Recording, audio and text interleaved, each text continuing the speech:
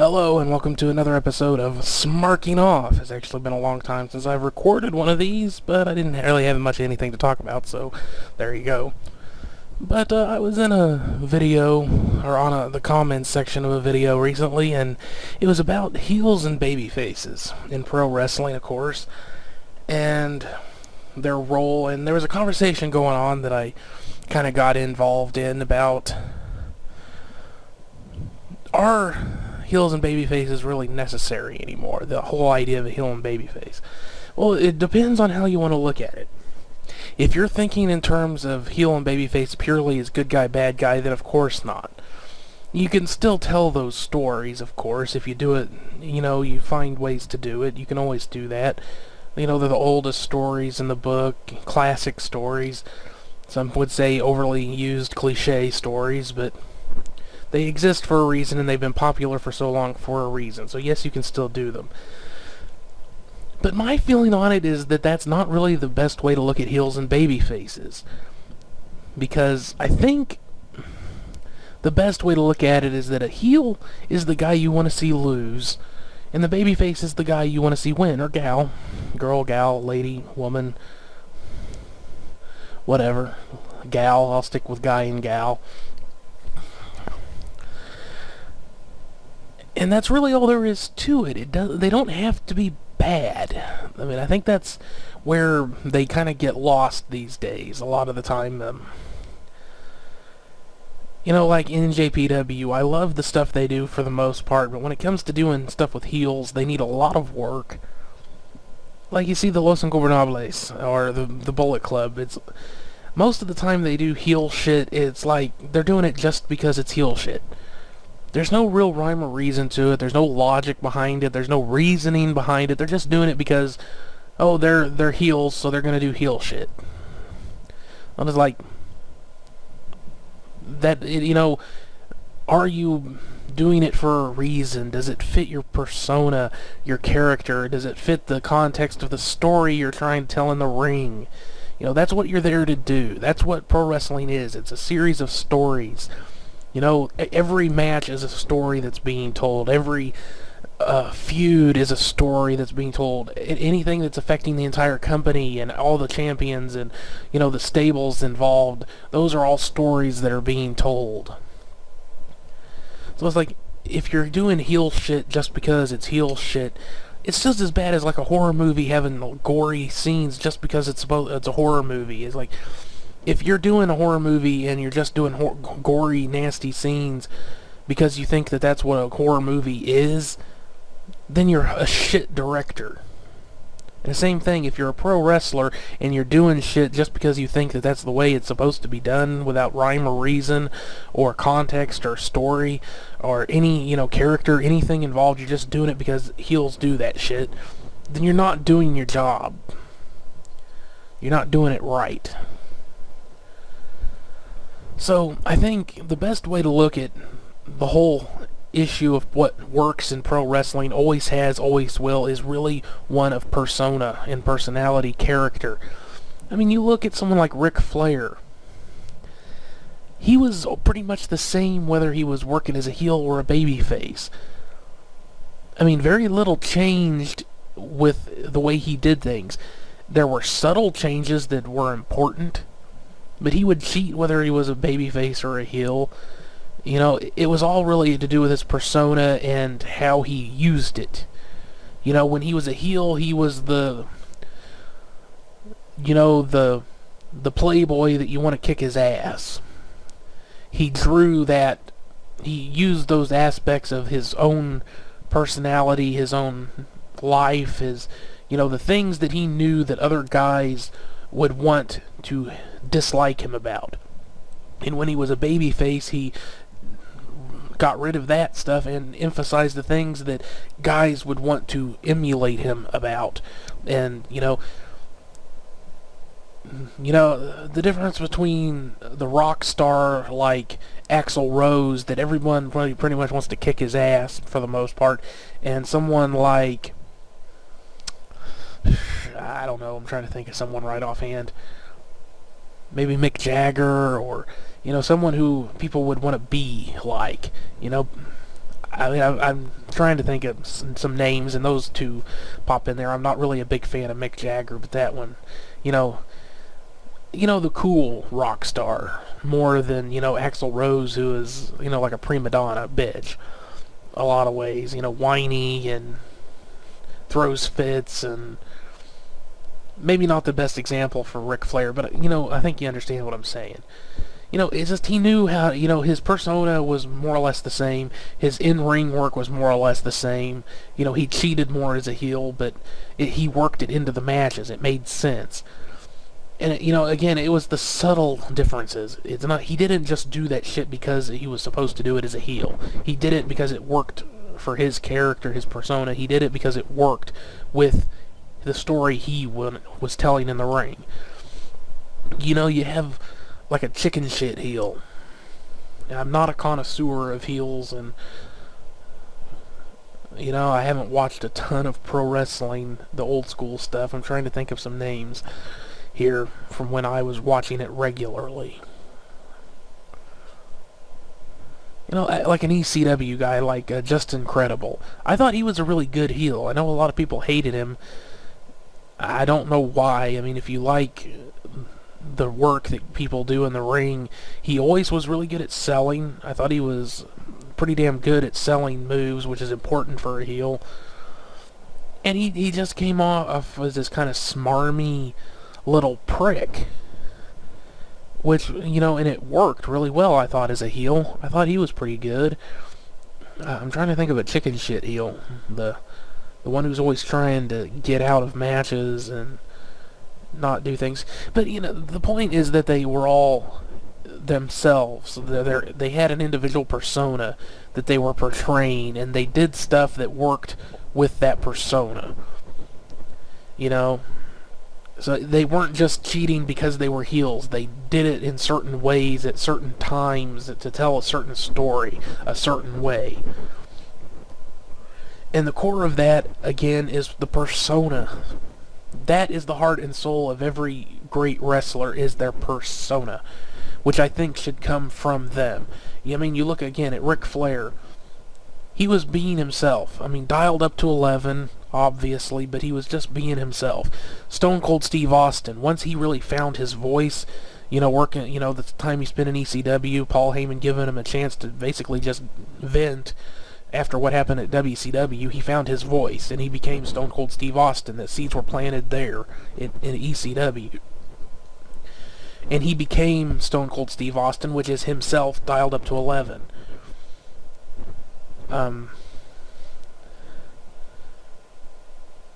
You pick any great pro wrestler in history. I mean, Hulk Hogan may be an exception, but I think he's a natural-born con artist. I mean, I really believe that. It says, all the stories that have come out about him that hit the vitamins that he was talking about taking apparently were cocaine and steroids. All that shit that's come out. So I think he's just a natural-born con artist. I think that's how he got away with it. Yeah, so it's about personas to me. And when it comes down to, like, the heel babyface dynamic, my view is that if I was to run my own promotion, I would love to run my own wrestling promotion. If I could get the crowdfunding source or support to start a promotion, I would. But I would need probably $2 or $3 million to do it properly.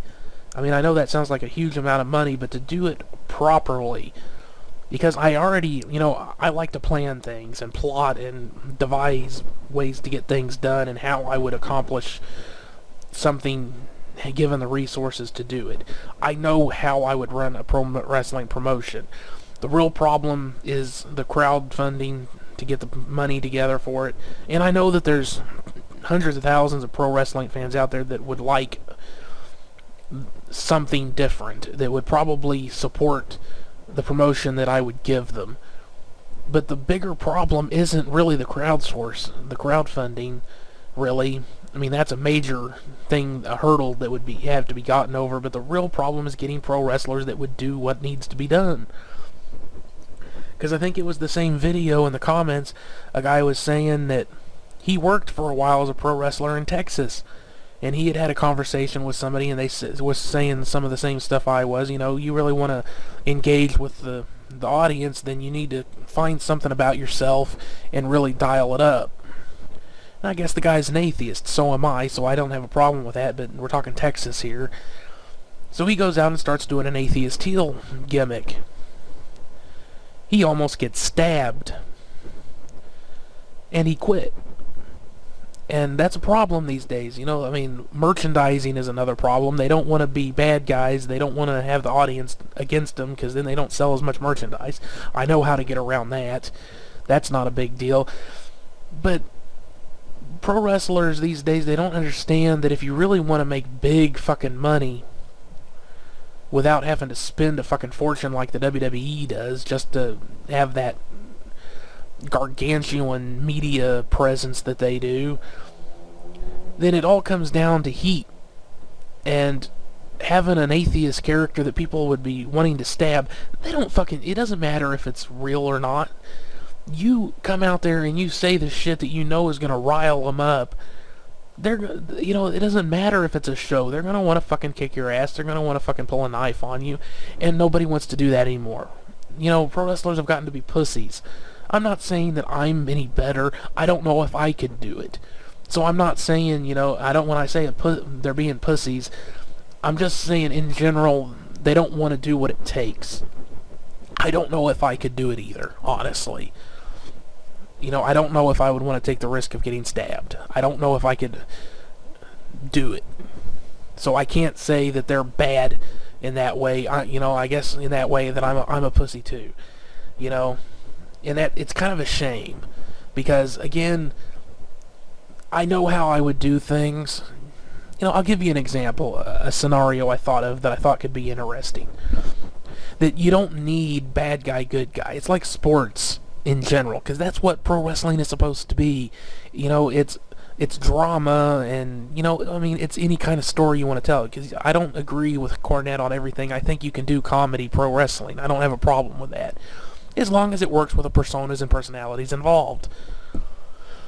You know, if you have a pro wrestler whose whole persona is that he doesn't take shit seriously, and sometimes he wins, sometimes he loses, I'm enjoying myself. I like doing this. I make money. I enjoy myself. I don't really take it all that seriously, and I'm going to have some fun while I'm out in the ring. You know, you can have some interesting matches going on there. You have a wrestler like that go up against a really super serious, badass ass kicker, and you can have some really interesting play with that.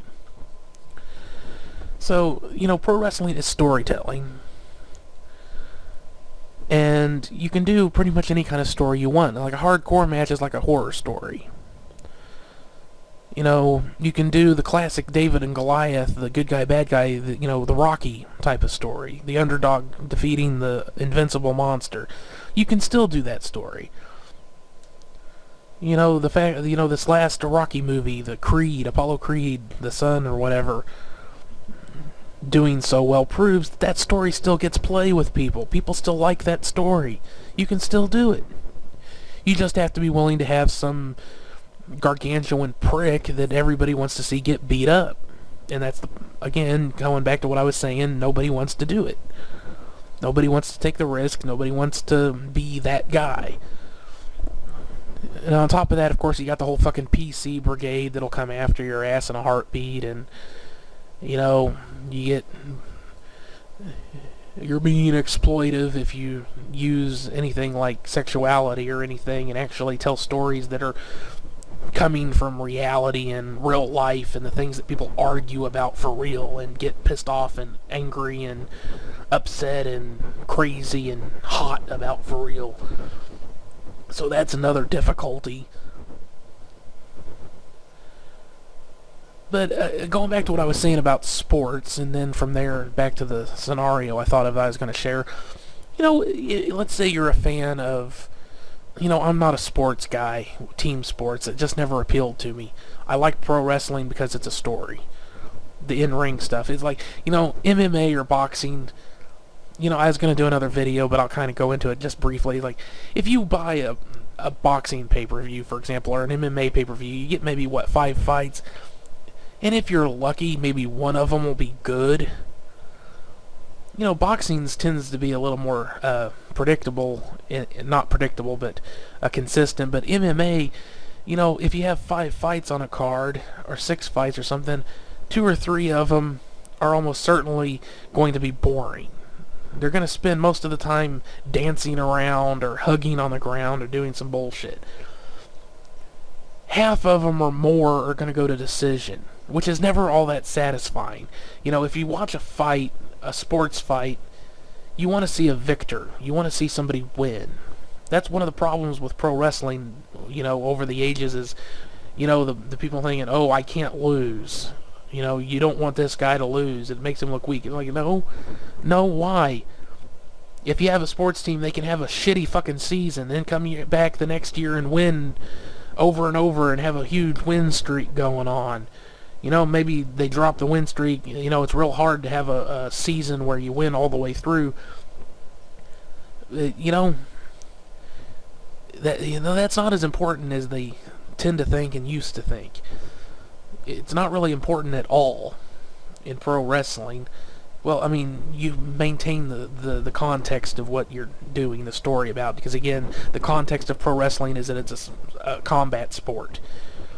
That's one of my issues with a lot of the storylines they come up with, is does this make sense in a context of a combat sport? If these two guys just hate each other's fucking guts, what is the reason they're getting in a ring to have a match? You know, if they just hate each other's guts and there's no reason for them not to, they're just going to have a fist fight. That's logic, that's reality. You have to give them a reason to need to have a match. You have a title involved, or you have restrictions. Somebody has a restraining order, and the only way that they're ever going to get their hands on each other is in the fucking ring.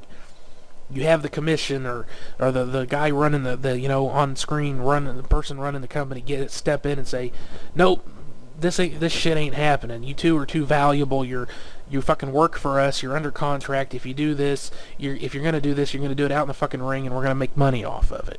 You have to have some context involved that makes sense with pro wrestling. What it's supposed to be representational of. It's like a TV show like NCIS. They don't just fucking sudden burst in, you know, an episode in the middle of an episode. It turns into a circus. Unless it's taking place at a fucking circus. You know, you have to maintain your context in order to keep the fans engaged properly, in my book. So, kind of lost my train of thought there. Went off on a tangent. I was talking about the scenario, and then, like, the sports teams thing. That was what got me off on it. I'm not really a fan of pro sports. You know, I guess I keep getting sidetracked here, but this is one of those topics it's easy to find things to get sidetracked onto. The thing about MMA is that if you're lucky, there might be one fight that's good. But you're going to have a bunch of them that go to decision. That's not satisfying. You'll have at least a couple, 3 on any card that are going to be boring because they end up, like I said, just dancing around or hugging on the ground or something. Yeah, and pro wrestling is the one that looks gay. Right. MMA, you have dudes on the fucking ground hugging for ages on end. Yeah, nothing gay about that. Or, you know, you have one that is knocked out, and somebody gets knocked out in the first round, and again, it's one of those things, you spend all that money, people bullshit themselves over it. You know, it's like, oh, that was a great fight. Like, no, it wasn't. You know, that's not, you know, if you're watching a sport, you want to see competition. Somebody gets knocked out in 2 fucking minutes, that's not competition. You know, that's not really, it's not interesting. There's no story. It's not a very good story. It's too short. That's the point. That's why I like pro wrestling instead. If I get a pay-per-view from pro wrestling from a company I trust, like in JPW, I do trust them. There's things I have issues with, like anything else, but I trust them. I know I'm going to get like 8, 7, 8, 9 good matches. Some of them will not be as good as others. Some of them are just there so people have a payday. But, you know, usually 4 or 5 of them are going to be, you know, I say, you know, the last 3 matches on any card are going to be good to excellent, and the rest are going to be at least entertaining. Even the rookies, the young lions like Jay White and David Finlay, they go out there and they put on a good match. It's entertaining, it's fun to watch. They may have limited moveset, they haven't developed a whole lot, but they're good. You know, they've been well trained. They tell a good story. They know what they're doing. And it's been awesome over the course of the year or so, almost a year that I've been watching NJPW, to watch these guys develop. That's a story in itself. Just watching those two guys develop. From seeing them for the very first time when they were never in singles matches and lost every fucking match they were in, seeing them develop, and suddenly they're doing some singles matches, and then you start seeing them getting a win here and there on each other. And, you know, it's really fun, it's interesting, it's cool, it's great to see him develop, and it's an emotional journey that you've gone on with those guys. And that's real. You know, the wrestling part, you know, sure, it's predetermined, but that's a real story that you're taking part in, while watching these two young guys develop as in-ring performers. And that's great. It's awesome. I love the way that NJPW does that. No one else really does that sort of thing. You know, I love it. So, the whole thing with, like, sports teams, again, I will eventually get back to the point. I know I ramble, I'm sorry, it's just the way I talk about things. You know, my brain will go off on tangents because it's like, oh, I thought of this, and yada yada yada, and I'm doing it right now I'm doing a tangent about tangents. That's just the fucked up spider web of a brain I've got. So, sports teams. You know, let's say you're a fan of a sports team, and there's a rival. Okay? Comparing to pro wrestling, okay, that sports team is your team. You're always going to want to see them win. So if they're in a game against any other team, that team becomes the heel. But when they go up against the rival team, that they've 30, 40, 50 fucking years of heat, that's what heat is. They don't have to be bad guys. Obviously, over the course of decades, the original team doesn't even exist anymore. The name is just attached to them, but it's still the rival. So you have, you know, your guys are rivals, so there's heat. There's emotion. You want the rivals to lose more than you want any other team to lose. Because there is that rivalry, the emotion involved. That's heel and babyface at its best. At its simplest, at its most powerful. Okay? So, again, segueing backwards here. Let's say we have two wrestlers that we've established having certain characteristics. And, again, you build off of things that are real about these people. They have to be willing to be honest about who they are as a person and what they're willing to portray to the audience, and be willing to take shit and eat it too if necessary. And then, of course, the company protects the heels and doesn't let them get stabbed if they're doing their job correctly. So you have one, and this wouldn't be a huge hot feud probably, but it's just an example of how simple it can be and how powerful. Because you can do rival cities, again, the sports teams. A wrestler that's a New Yorker and a wrestler that's a Chicagoan?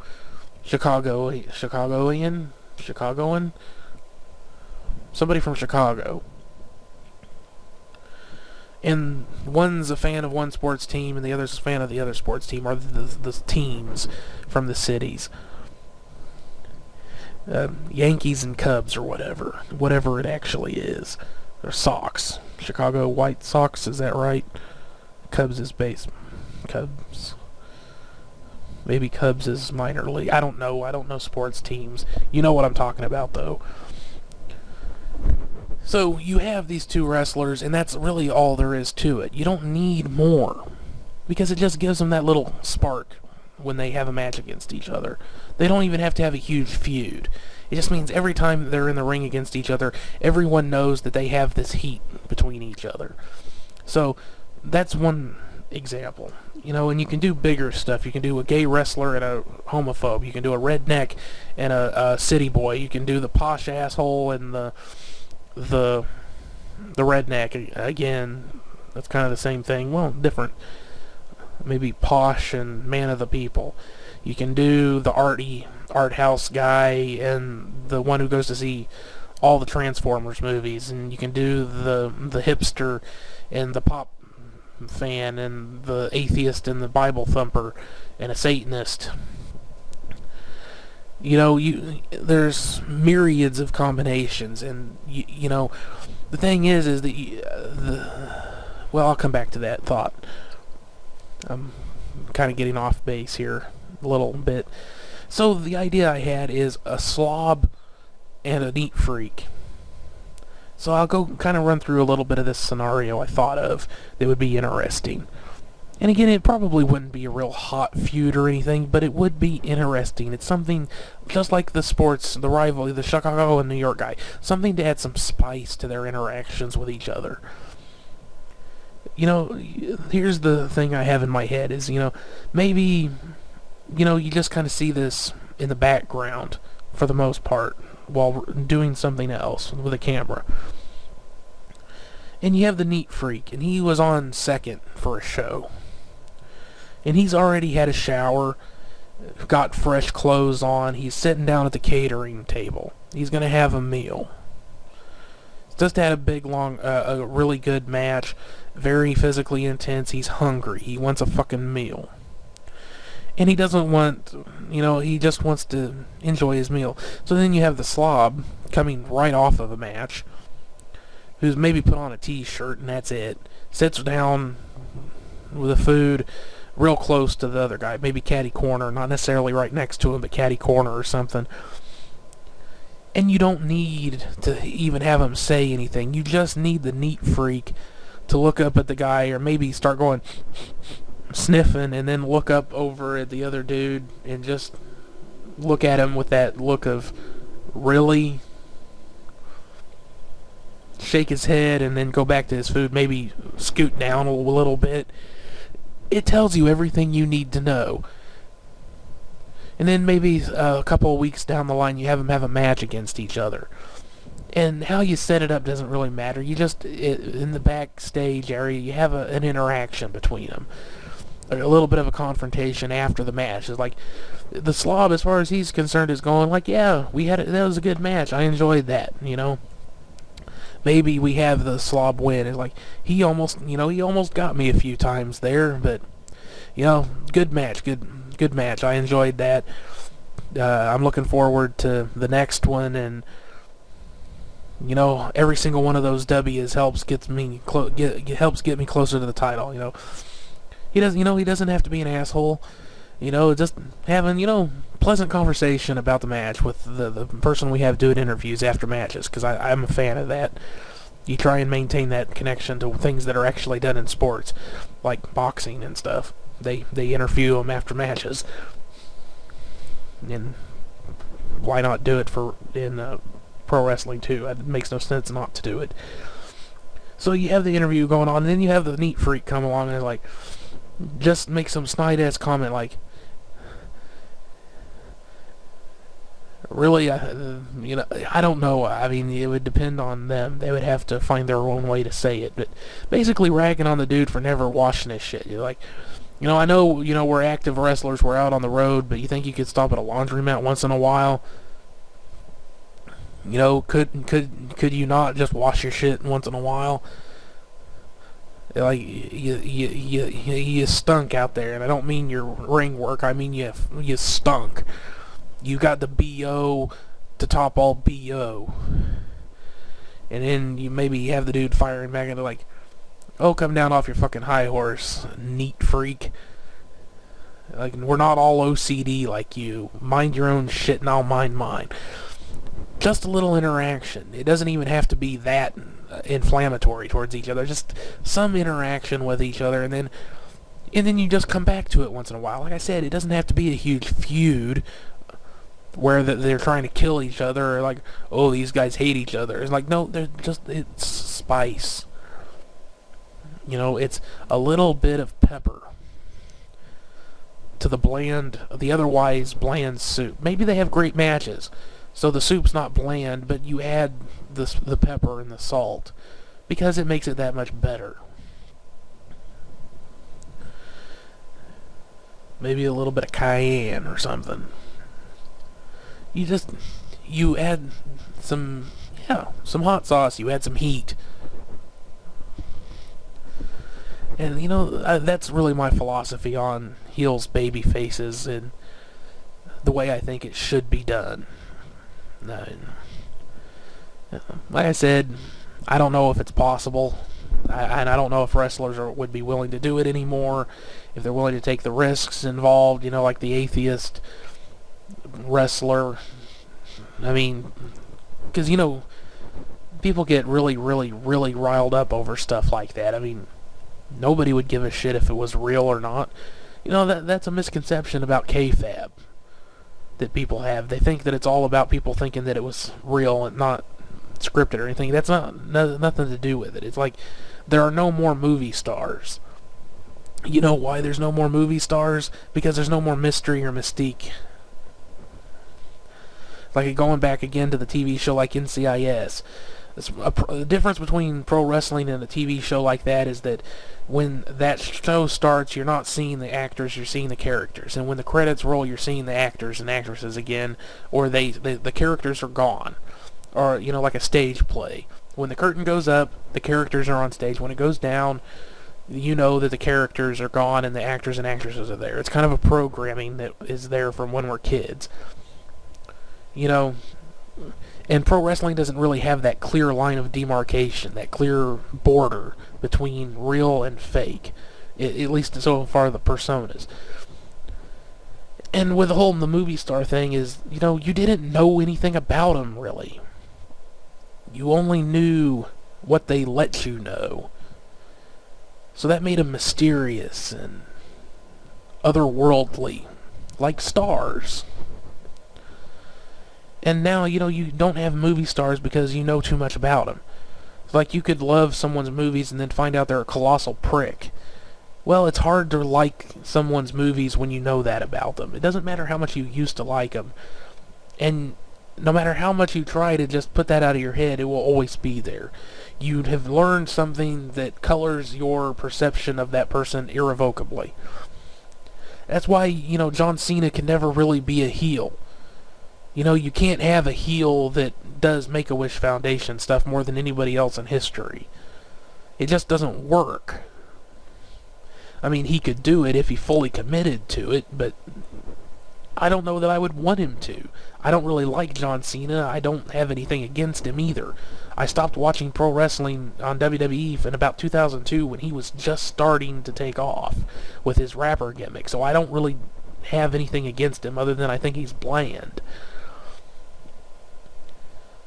Like I was saying, the heels doing heel shit just because they're heels. I think he's a babyface that does babyface shit just because he's a babyface.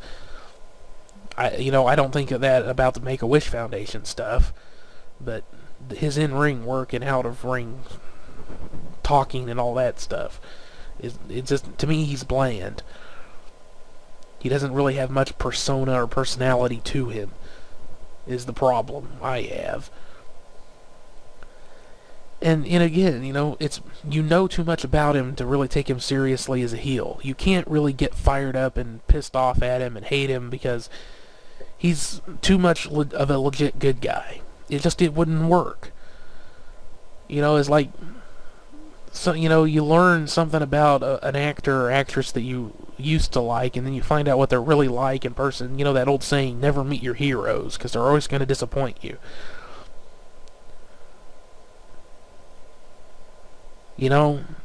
That's a problem pro wrestling has developed. That's what kayfabe was. Kayfabe was the fourth wall of pro wrestling. And it wasn't a fourth wall necessarily between the predetermined aspect of it. It was a fourth wall between the wrestlers and the fans, because you didn't really know anything about them. So that meant, if someone was being a heel, you could take it seriously, because you didn't know they weren't really like that. It doesn't matter if it's predetermined, scripted, or whatever. Or, they didn't script anything. It doesn't matter if the the outcomes are predetermined, because you would still hate the fucker. You want to see him lose, and you want the other guy to win. That's all it really came down to. That's where the emotion came in. But, you know too much, you can't do that. So that's really where it comes down to, is that if I wanted to do a wrestler, you know, like I said, the gay and a homophobic, I would need a real wrestler who was gay and a wrestler who was actually, at least to a degree, not didn't like gay people. You have them dial it up, of course. You know, that's part of what being a persona and portraying a persona is. But you would have to have them commit to it. I mean, you can't have them go, oh, I hate fags. I'm not working with that queer. You can't have them saying shit like that and then go out of the thing and be apologizing on Twitter and Facebook and shit and going like, oh, it's just part of the show. And like, it does, you know, the emotion's gone when you do that. You have to commit. And you can tell some really good stories that way. You could do all kinds of stuff. You could have the guy, you know, at the end of it, you know, you could do this as a long-ass feud. And at the end of it, the homophobe realizes that he's been wrong. And have some good come out of the story, but you can't do that unless they're willing to commit to it, and you can't really get away with it long enough to tell your story properly because you have the PC fuckers breathing down your neck every goddamn step of the way. And, you know, the gay people, some of them would just understand what you're trying to do and would get into it, but then you'd have the ones who make a living on outrage, which is what I hate about most of the ists and the anti-ists of the world, is that it's gotten to a point where it's a career move to become a social justice warrior these days, more than, you know, it's hard to take them seriously when it does feel like they're doing it as a career. And a lot of the time they're just stirring the pot because they can and because they make money and get attention from it. And on top of that, you know, it's like, fuck off and let us tell our story the way we want to tell it. No, you're going to have them breathing down your fucking neck, and you're going to have fucking protests and shit. Well, I mean, protests wouldn't necessarily be a bad thing. It'd be something that would bring you a lot of attention. There's no such thing as bad publicity. But, you know, really getting that kind of emotion out of people, it would, and committing to it and not backing down, and, you know, having the bravery in a lot of ways to just tell all the PC brigade motherfuckers to fuck off and go fuck themselves, and to have your wrestlers be willing to take the risks involved. So you can do it. You could bring... You don't need kayfabe necessarily. Well, I am talking about a way of bringing kayfabe back. You could do it in a way. But it would take a lot of commitment and bravery and fortitude and, you know, guts. And I don't know if people really have that anymore. You know? Sad but true. So let me know what you think about the heels and babyface thing, if you agree or disagree.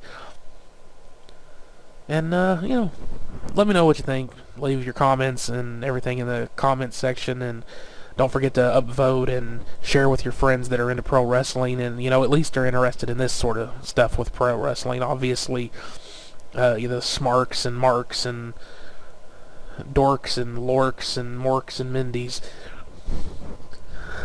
Whoever it may be, whoever they may be that might like it, share it with them. And I'll see you on the next one. Bye, daddy. Bye-bye.